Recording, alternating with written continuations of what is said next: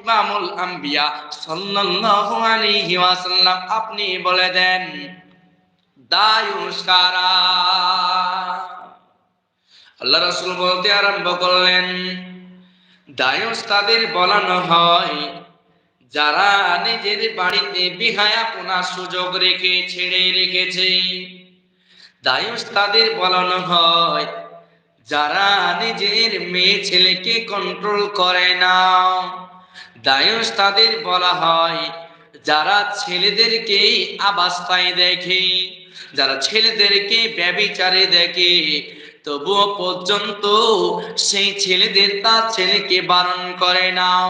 শোনো শোনো শোনো সাহাবীরা, তোমরা শুনে নাও, দায়ুস কখনো জান্নাতে যেতে পারবে না।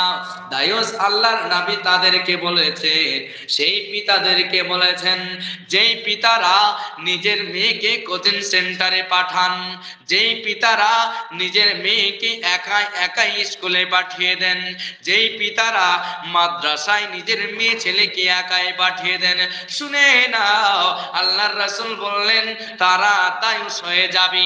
নিজের মেয়ে মাদ্রাসায় যাওয়ার